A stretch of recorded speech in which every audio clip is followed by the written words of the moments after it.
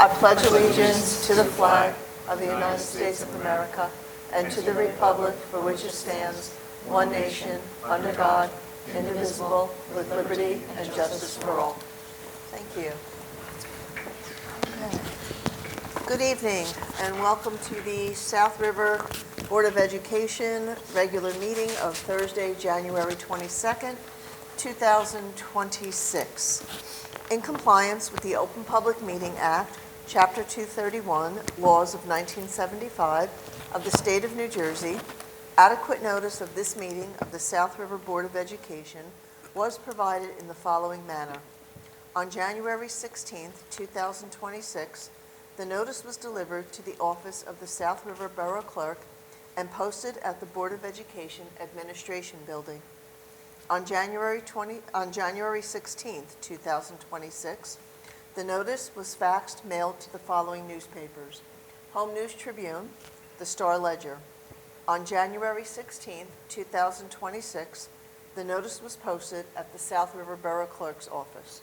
Mr. Rosa, would you please call the roll? Mr. Basak. Here. Mr. Budson. Here. Mrs. Bush. Here. Mrs. Lau. Here. Mr. Nielsen. Here. Mr. Onwudaway. Here. Mrs. Sadowski. Here. Mrs. Young Yao. Here. Mrs. Urbanik. Here. Mrs. Shiza Hussein. Here. We have a quorum. Thank you. All right, on our agenda tonight, as the first order of business, we have the minutes. Mr. Rosa?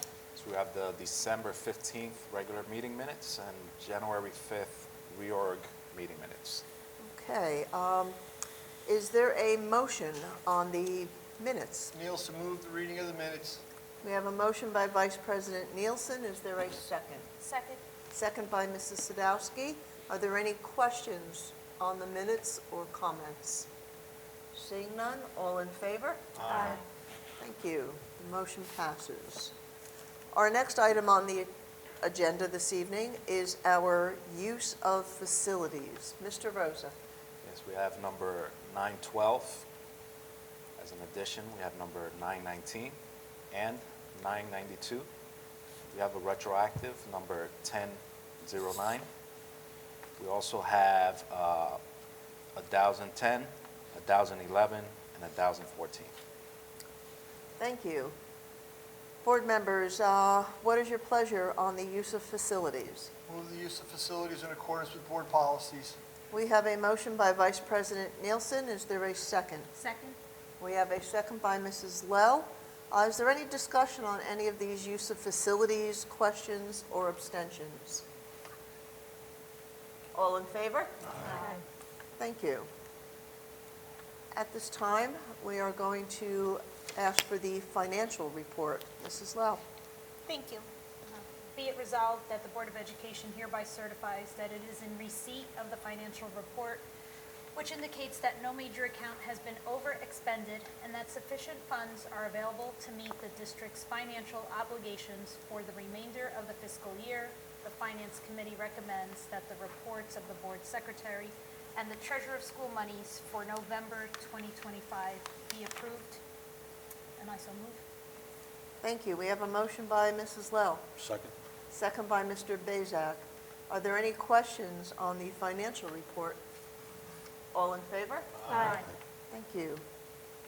At this time, we're now going to turn the meeting over to our Superintendent of Schools for her report. Dr. Zurcher. Yes, thank you, Mrs. Urbanik. Two items on my agenda this month. I'd like to begin with my report, and the first item on that report is the recognition of School Board Appreciation Month, which is January. I would like to take this opportunity to recognize and thank our dedicated board members.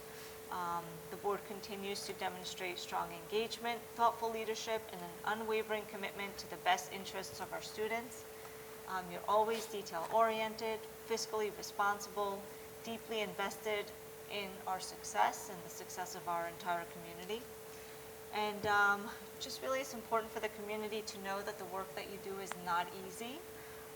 It requires a lot of time. It requires countless hours of your volunteer time, and your work is truly invaluable to our district. So in recognition of this service, you have a certificate of appreciation for your pleasure, as well as a South River pin. And we've also upgraded your stations a little bit during our board meetings so that you have accessible documents that you're ready in good school spirit folders. So enjoy that, and thank you for all you do. We've been discussing this for some time, but now it is official. There is a new Senate bill that just passed, S3695. It establishes statewide guidelines for K-12 student cell phone use in schools. It was signed into law by Governor Phil Murphy before he left office. And the law directs the New Jersey Department of Education to develop statewide guidelines. And our role is to then take those guidelines and develop district-wide policies to implement in the 26-27 school year. So we have the remainder of this year to collaboratively develop that district-specific policy, but we are awaiting some of that guidance from the DOE before we get too heavily into that work. But we have already met with a committee once to discuss just some initial feedback on the topic, and I will continue to update the board in that regard.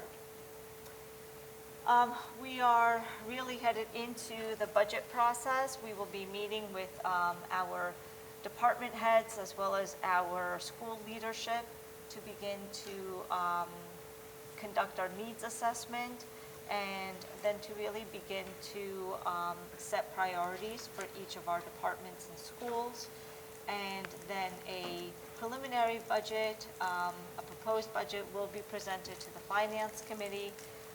Then it will go to the county and then full board for a final approval this spring. We have our second Scholastic Showcase at the high school this year. It will take place, it took place January 22nd, today. And it was designed for current high school students as well as 8th grade students transitioning to 9th grade. And really what the point of the Scholastic Showcase was to really highlight everything that the high school has to offer and what students can take advantage of, especially in the area of electives. So it's always a fun event, but definitely an informational one for our students that they really benefit from. Residency office is still doing their work to ensure that the residents of South River are receiving an education or an opportunity for an education in our public schools. Their next initiative is coming this spring, and we will be sending out notifications very soon because we will do a grade level residency check for our 8th graders going into 9th grade. So we're sending out what the requirements are for that registration process, and how parents have multiple formats to give us their information. They can do so in person, they can do so via email, and they can do so in our online portal.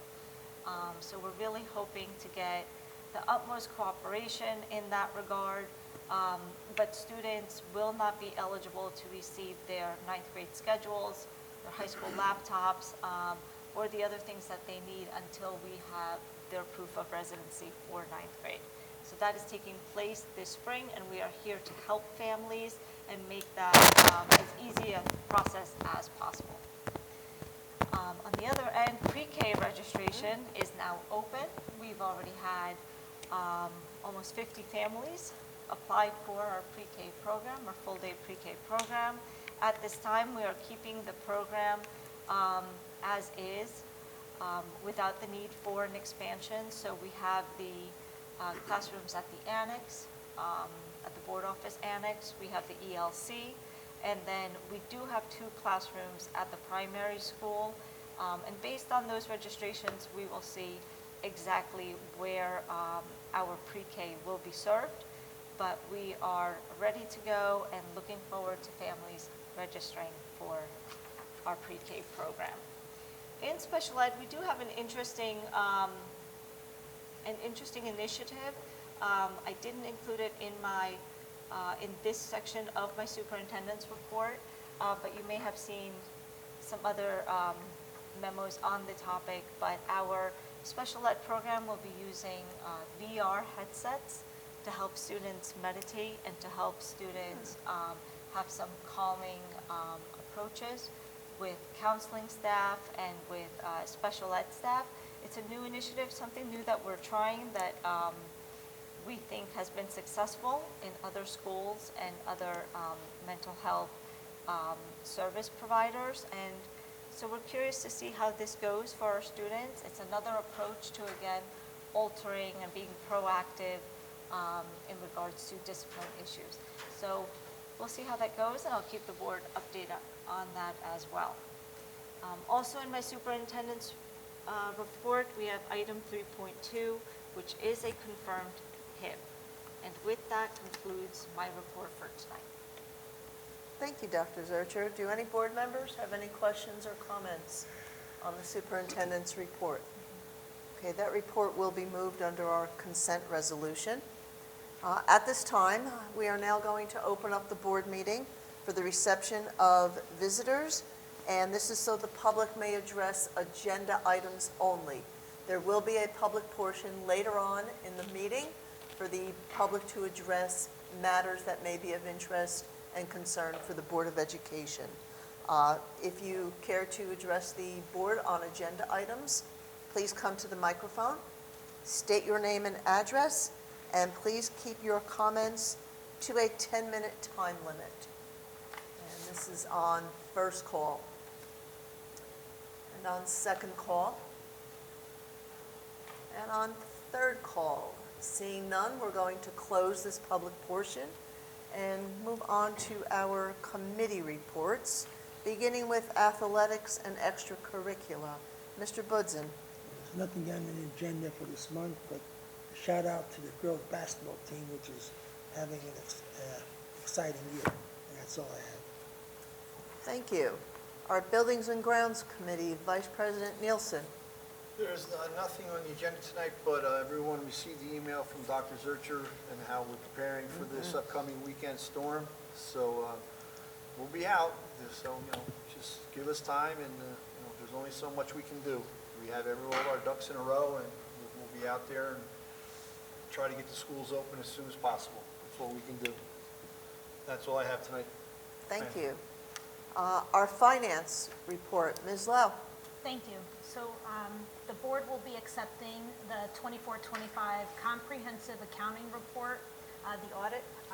So this evening we have Jerry Stankiewicz from Samuel Klein and Company with us to discuss the findings of the audit.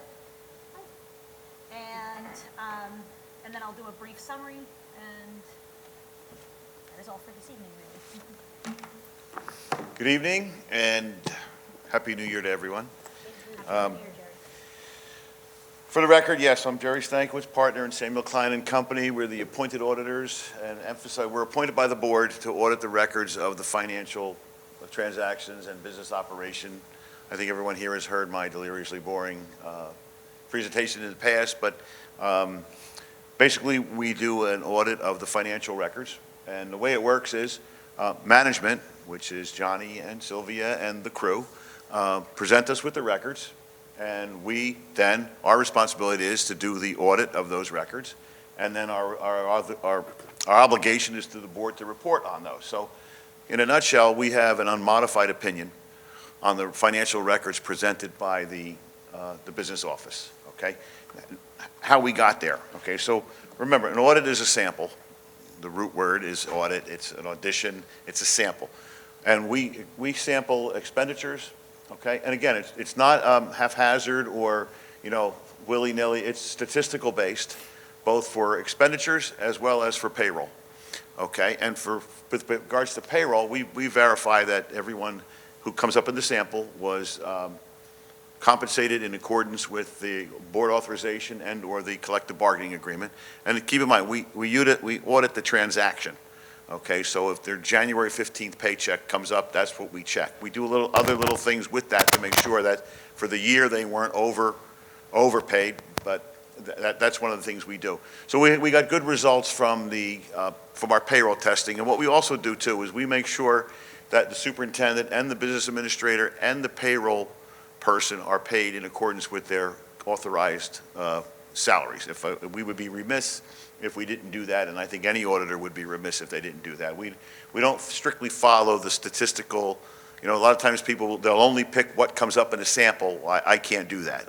I know I've been doing this a long while. I think there's certain things we have to hit just to give the board a comfort level. So expenditures were all good. We also checked to see the payroll taxes were withheld and paid over timely. We didn't get any notification of any delinquencies in filing with the IRS, okay? Otherwise, that would be a different problem. So that all worked out very nicely. Payroll worked out well. Expenditures, on the other hand, we check. Again, we run a sample, a random number generator gives us, we pick how many we're going to check, and then the generator gives us the selection, because every transaction has a check number assigned to it. Okay, we also pick significant items, as we call it, big dollar items. Here you had a lot of big ticket items this year because of the expansion, okay, and that all worked out very well. The important thing with that is this: all your disbursements, expenditures are properly documented. They're charged to the correct line item. And by the way, emphasize, you're working on your budget. You have what could be a tough budget year coming. Trenton, Washington, they're all looking closely at budgets, and you have to make sure your expenditures are in the right place. We check for that, and that you have to have them coded properly. That's also a Department of Ed requirement. Okay, charged to the correct fiscal year. Okay, the bills are cut off properly here. If there's a bill paid in July, okay, then it relates to June 30th or prior, it's set up as accounts payable. And I think the business office does a good job in keeping that to a minimum. They try to pay most of the bills before the close of the budget year or the fiscal year, so you have minimal accounts payable. Okay, and that's a good thing. That makes life a little easier. But that also brings another question too, is okay, they're minimal, but how do we know there's not more, right? So what we do check paid bills in July, August, and September, make sure they were cut off properly. Okay, so that all worked out nicely. And the fourth thing is, most important, you're in compliance with the public school contracts law. Now, anymore, because of all these buying co-ops and purchasing co-ops that are out there, it's very difficult to violate the bid law, unless you just say, hey, we're buying that no matter what, we don't care what anyone says, and that hasn't happened in a long time, at least here. I've had it happen somewhere else, that's another story. But the buying co-ops, and the co-ops are a state contract. There's also a cooperative with the Ed Services, and I think there's some North Jersey related co-ops and I say that because they're different county names to these things, so there was no problem with that. Okay, also too, we do spend time looking at your food service operation. Okay, we don't just accept what they bill you. We look into their records as well. Actually look at they give us their records to look at, so we spend time looking at that. With the ASSA, which is the state application for school aid, the key thing there has to do with the number of kids. So we do check the kids count, the kid count, I call it a kid count. We check the attendance registers as of October 15th, making sure that whatever was claimed with the state is supported by the attendance registers. We've never, in a long time here, never had a problem with that. It always worked out very nicely. And then the other thing is too, we do look at the free and reduced applications, okay? And again, that works out a little bit better now because there's less and less where someone has to fill out the form. They go to SNAP or to Direct Cert, so it works out very nicely and it helps. And also too, there's another thing we check. You get reimbursed from the feds and the state based on a rate for lunch and breakfast. Okay, those amounts that are claimed, we go back to almost to like the point of sale, you would call it, and trace it through to the school for that day, for the week, for the month, and then through to this SNEERS report, which is the monthly report that you file to get reimbursed. So we have pretty good, I think, all excellent results. I think your payroll person has been here 2 years, I believe now, or 3. Right. Okay, yeah, my guys are they're happy. The guys that work, they're happy with the results we got as well from that, okay? And same thing with the expenditures, okay? I know, and transition from one accounting system to another is a little difficult, but I think we got there. The first year was pretty tough. The second year got a little better, so hopefully it'll get a lot better. We had to spend a little more time because some of the numbers weren't used to they didn't fall into place like we were used to under the old system, which we were quite familiar with. But it's a good system, and hopefully all the kinks are worked out. And I think a lot of it was, too, was a combination of the transition to the new system and the construction project you had going on. That caused us a lot of, I don't mind extra work, but I think it looked like, I can tell from looking at the records that it was a tough year. Just look, I don't even have to talk to anybody or look at the invoices, I can see from the records. So that all proved out. So in the end, what we have is the smaller of the two documents indicates and talks about everything that I just said, and that everything is working properly and in place, okay? The key thing to avoid, you're going to see a lot of things in the news, a lot of information in the news coming out about other school districts, okay, and their deficits, okay? If you're properly purchasing and the information's properly flowing from the board, from the business office to the board, it can happen, okay? And I was talking to Johnny about that before, because I said, a fair question from a board member is, Johnny, can this happen here? Okay, and I think the answer is what? As long as we have the procedures in place and people are following them, we can't have that problem. Those situations are crazy. They're mind-boggling to me that you put yourself in those positions. So, it can't happen here. So, the thicker of the two documents, okay, is a joint effort between us and the business office.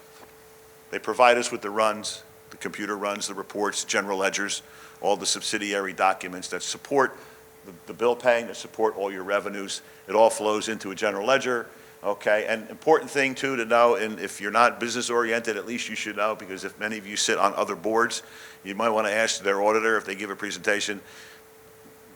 Your bank reconciliations, which are prepared by an independent person, okay, highly qualified, I might add, okay, they agree to the general ledger. That's important to know. It's technical, but you need to know that. And if that's the case, what happens is then your general ledger becomes what we call reliable, because it hits the cash, okay? And it's consistently, it's always been, okay? We've always had good results with that, and important to know, just little things. Some of the stuff is technical. So inside this document, the only 4 pages that belong to us are actually the independent auditor's opinion, which is an unmodified opinion. Also in here is a lot of statistical information about South River, okay? Now, you have bonds, well, you don't have a lot left, but you do have bonds outstanding, okay? I think it was $855,000, which is relatively nothing. Your bonds are still outstanding. People in Wall Street, they're looking at this. If someone wants to buy the bond from someone else, they bring these documents up. And I know Standard & Poor's and Moody's, the rating agencies, they're looking at it. I know they are because we send the information to them, and sometimes we get a question from them. Statistical information about the rateable base, the tax rates, 10 largest taxpayers, employers in the borough. So that's a lot of other information that's contained in here. But again, what we issue is the thinner of the two documents is our representation to the board about the operation of the district, which again, I indicate we had outstanding audit results, and therefore, as a result, there are no comments that require a recommendation on us, and therefore, there's no plan of action, corrective action required by the board. So one thing I do want to point out, though, okay, and again, the thicker of the two has information in it. Your food service operation, which is, and I don't know if you have it there. I think most of you received an electronic copy. We did drop some hard copies off, and if anyone wants a hard copy, let Johnny know, and if you need more, we'll get them to you. But your food service operation is $1.6 million, which it's growing up. It's pretty substantial. It's solvent, okay, but it's also below the threshold that the state requires you to take action. You can keep no more than 30% of your operating expenses in assets, okay? So we're below that threshold. All the districts now that I work on are below. During COVID, they were above. And it required a sentence in this little report here that you're above the threshold and you got to do something to bring it below. But usually that's all worked out before we issue the report. We have a comment. If you were, we would have a comment that the board has taken action to, maybe buy refrigerators or do some improvements. So, but just so you know, you have a $1.6 million operation, and we were satisfied with the records of the food service company. Okay, so then the other item that I want to point out, okay, is, I got to find it. your fund balance, okay? It's on page 897, it's off Exhibit C1. Now, the total amount seems like a lot, but most of it is spoken for. It's 14.5 million. But a lot of it's spoken for, okay? And I will tell you what. You have a capital reserve of 2.9 million, okay? But of that, about 669,000 was appropriated in your 25-26 budget. So it's gone. You have a maintenance reserve of 635,000. Of that, about 200,000 was appropriated in 25-26. That's gone, okay? Then you have an unemployment fund, which is really employee money in the event that you get unemployment claims, which, you know, I was in a place last night, we were talking about it, it could happen, you know, the state aid could change, the economics is going to change, you may end up tapping into that reserve. So that's kind of spoken for. Then we have excess surplus, okay, for the 20, as a result of your 24-25 operation. That's mandatory to be used in your 26-27 budget, which is being developed right now, okay? That's 3.6 million. It's spoken for, okay? We file an electronic version of this report, and no one but my office can change the numbers, and when they're developing their budget, that number's going to pop up. You don't have any option but to use it as a revenue source in next year's budget, okay? And in the 25-26 budget, from the 23-24 operation was 2.5 million. Now, that 2.5 million on July 1st of 24, right, was gone, because when you adopt your budget, it's gone, okay? And then you have encumbrances at year end of 3.2 million. I think most of them were construction related. Yeah.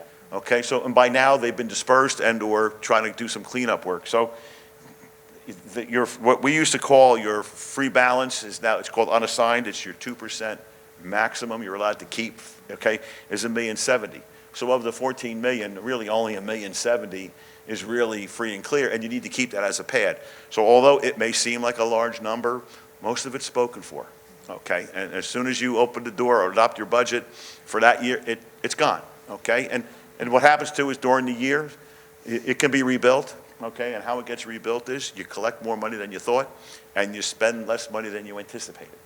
And I know in all the places I go, though, that's going to change because budgets are getting tighter and revenues are getting tighter. So although, again, it seems like a lot of money, but you don't know where you're going. And part of our job is not to tell you that it's not a corporation. We're not here to tell you you're in great financial shape, because if an auditor's telling the board that, any board, that's not the purpose of doing it. We're here to verify the number. Okay, fortunately, we have excesses. Okay, other places don't, as you'll see in the news coming up in a couple towns, much bigger towns though, further north than here.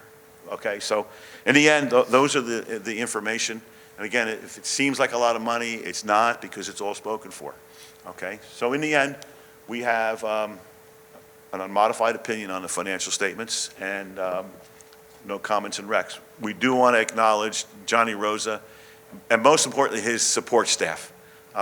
They're the people that pull information for us, okay, that answer our questions and seem to keep everything together. So they were most cooperative, and I think they deserve the credit. They get the credit because you get a good audit and it all starts with the people. As long as they don't deviate from procedures, we're good, and they're good. So if you have any questions, I'm here. I'm around, as you know. But thank you, Johnny. Thank you, Dr. Zurcher. Thank you. Thanks, Jerry. Thanks, Thank you. Jerry. Okay, so really, the only thing you have to do is acknowledge acceptance of the audit. There's no plan of action, I believe, right? Under consent. You have Yeah. it under consent. Yeah, we have it under consent, so. Yep. Perfect. Thank you so much. for Okay, coming. and by the way, I think we're a month ahead. I won't be here on my birthday. I know. Okay, so, February, I remember that. It freaks him out that I remember that, but alrighty. we're good. All right, thank All you right. so much. Thank you. Have a good night. Thank you, Bye-bye. Jerry. Thanks, Jerry.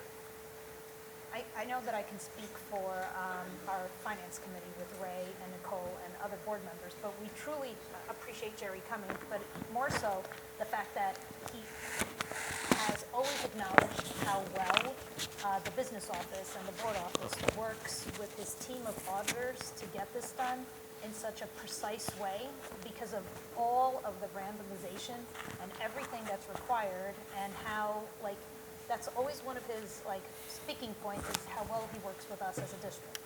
And I think that's a tribute to, like, how the Smith Department and the board office is run from the administration that's there. So on behalf of our committee, I truly appreciate all the work that goes into it. And if you can please extend our thanks to everybody that helps them, I would appreciate that. Absolutely, thank you. Thank you.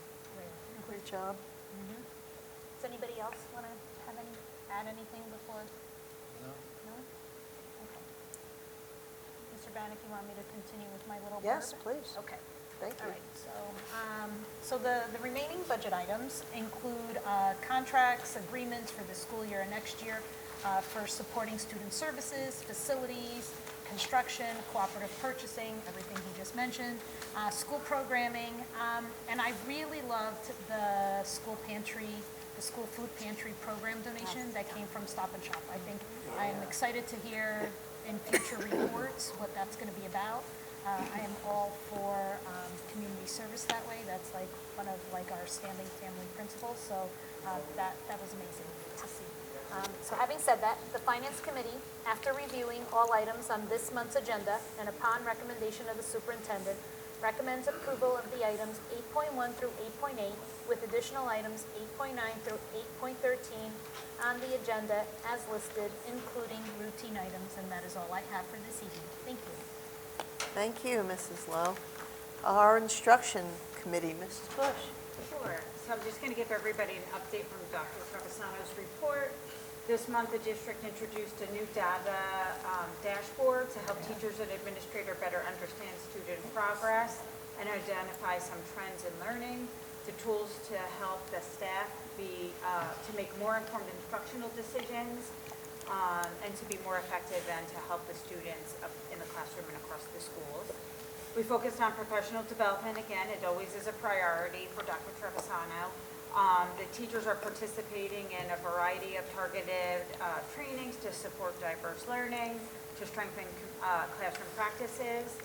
And then I would like to talk a little bit about the upcoming schedule program that's about to start specifically at the high school. Annual course recommendation process is going to start shortly. They use multiple measures to determine the best placement for students so that they could be the most successful. The 26-27 program of studies is going to be released shortly. It outlines all of the course offerings that we offer here at the high school, and every year we're here, it grows. So if you haven't looked at it, you should. And then from there, parental input is extremely important in helping students select courses for post-secondary planning, whether it's college or the workforce or what have you. So please take a look at that when it comes out, and then reach out to your school counselor or your child's teachers if you have any questions. Anybody with questions about his report? Okay, then, seeing none, the instruction committee, after reviewing all the items on this month's agenda and upon the recommendation of the superintendent, recommends the approval of items 9.1 through 9.4 with additional item 9.5 on the agenda as listed, including routine items. That's all I have. Thank you, Mrs. Bush. Did you also want to go over the Wall of Fame committee that's in Dr. Trevisano's report and announce those? I can. Lisa used to do that, so I didn't know I was doing it. Okay, hold on. All right, so I'm going to kill the names. I'm sorry. I'm going to apologize right now for mispronouncing names. Diane Fulham-Blaski. Yes, Diane Fulham-Blaski, class of 1985, graduate of South River, is recognized for her outstanding achievements in athletics and professional service. While she was here at South River, she was an outstanding student athlete. She later attended Rider University on a full scholarship, athletic scholarship as well, so academic and athletic. She was inducted into the Rider University Hall of Fame in 2011. And I should say, let me backtrack. It was a softball scholarship, in case anybody was wondering. I misspoke or didn't complete that. She has established herself in the fields of communication and grant writing, and she has successfully raised more than $100 million for nonprofit organizations supporting medical research and individuals with disabilities. So that is our first. All right, Kevin, I got this one. Mr. Robert Langfield. I got this one under control. He graduated in 1967. Wow. He was selected for induction again, a student athlete, member of our baseball team, and he earned an all-state second team honors. Following graduation, he enlisted in the United States Marine Corps and he Hoorah. served overseas. During his service, Mr. Langfield sustained injuries in the line of duty and was awarded the Purple Heart, and as well as the Cross of Gallantry with a Bronze Star in recognition for his bravery and his service. So on March 26, 2026, we're going to formally induct them as part of our National Honor Society as well. So there you have it. Thank you. You're very welcome. And congratulations to our nominees. There are no items for negotiation. We are now going to hear from our Policy and Legislation Committee, Mr. Onwuduwe. The Policy and Legislation Committee, after reviewing all items on this month's agenda and upon recommendation of the superintendent, recommends approval of the item 11.1 with additional items 11.2 through 11.3 on the agenda as listed, including routine items. That is all. Thank you. And then our Human Resources Committee, Mr. Bezak. Thank you, Ms. Urbanek. The Human Resources Committee, after reviewing all items on this month's agenda and upon recommendation of the superintendent, recommends approval of the items 12.1 through 12.11 with additional item 12.12 on the agenda as listed, including routine items. Thank you. And our Safety and Risk Management, Ms. Sadowski. Thank you. The Safety and Risk Management Committee, after reviewing all items on this month's agenda and upon recommendation of the superintendent, recommends approval of item 13.1 with additional item 13.2 on the agenda as listed, including routine items. Thank you. Thank you. And our Residency Committee, Ms. Young Yao. Thank you. The Residency Committee, after reviewing all items on this month's agenda and upon recommendation of the superintendent, recommends approval of the item 14.1 with no additional items on the agenda as listed, including routine items. Okay, thank you. At this time, we're going to go back to the consent resolution. With regard to any items under any of the committee reports, are there any questions outstanding or comments? Seeing none, Mr. Rosa.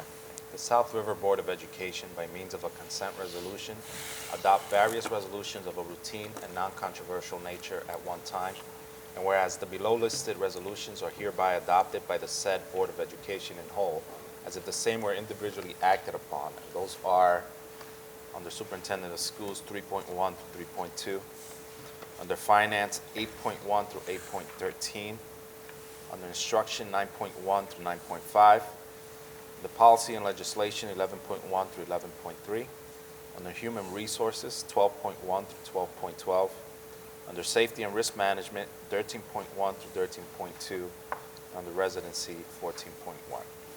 Thank you. Board members, what is your pleasure on the consent resolution? Move the consent resolution. We have a motion by Vice President Nielsen Second?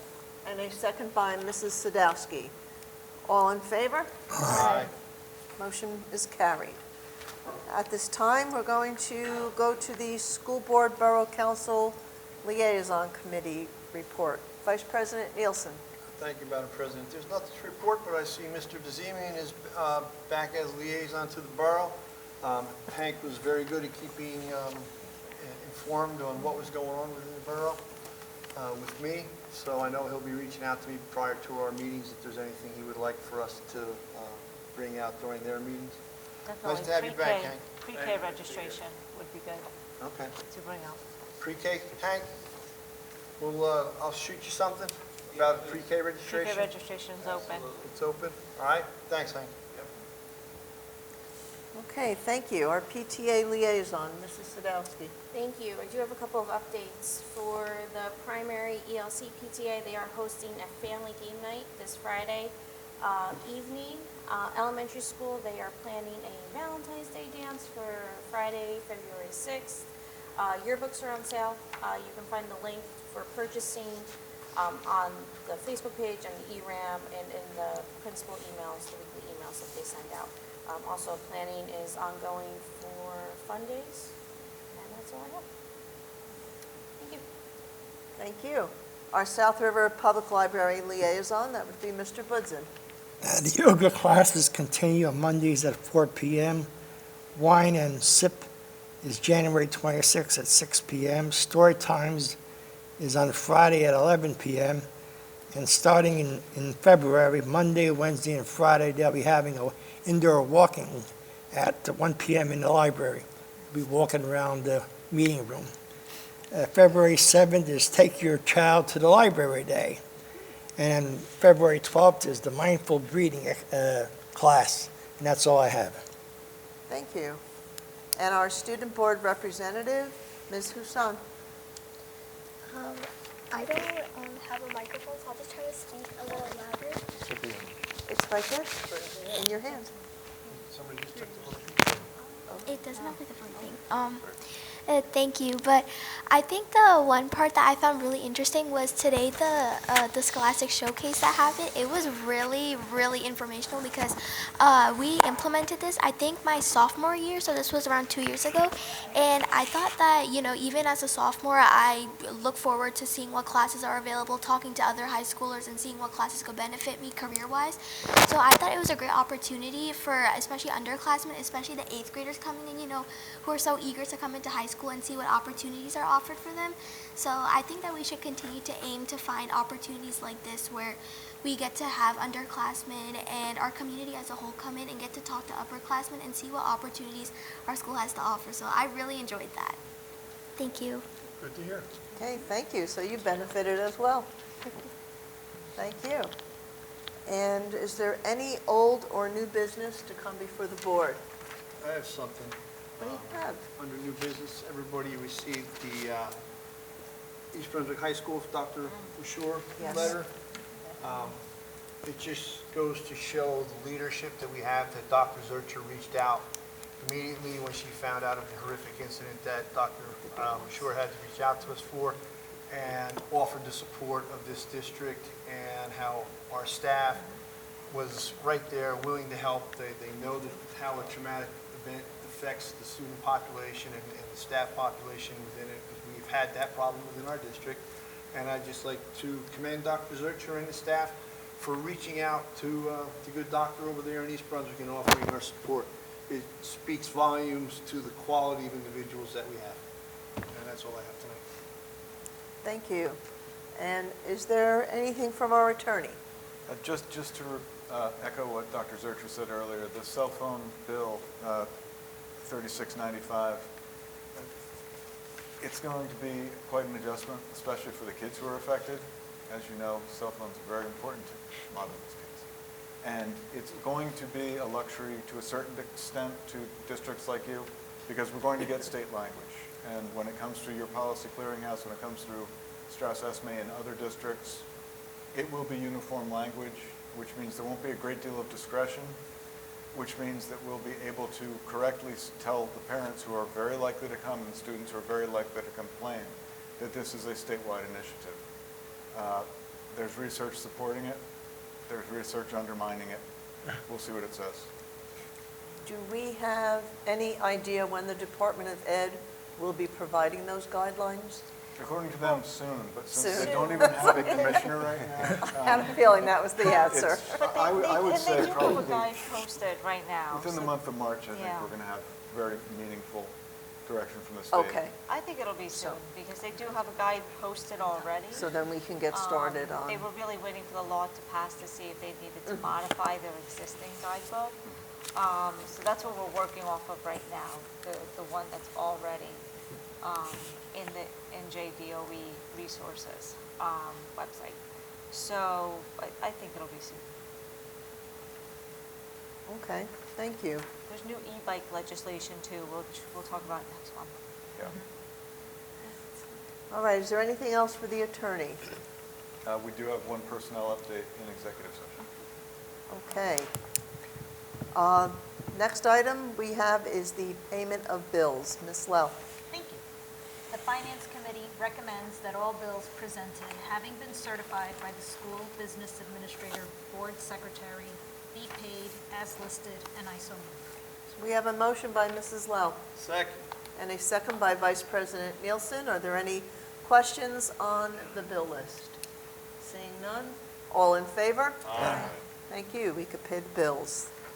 And at this time, we are now going to, once again, open up the meeting to the public, where you can address any concern or comment that you have for the board.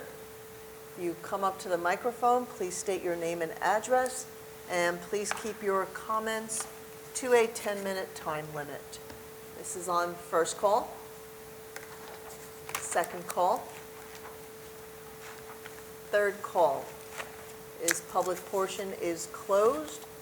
The Board of Ed will be going into executive session, and be it resolved that pursuant to Sections 7 and 8 of the Open Public Meetings Act, the following subjects be discussed at a session of the Board of Education closed to the public, and that item is personnel. It is presently anticipated that the items to be discussed in closed session can be disclosed to the public when resolved. Is there a motion? Nielsen. Motion by Vice President Nielsen and a second Second. by Mrs. Sadowski. All in favor? Aye. Thank you.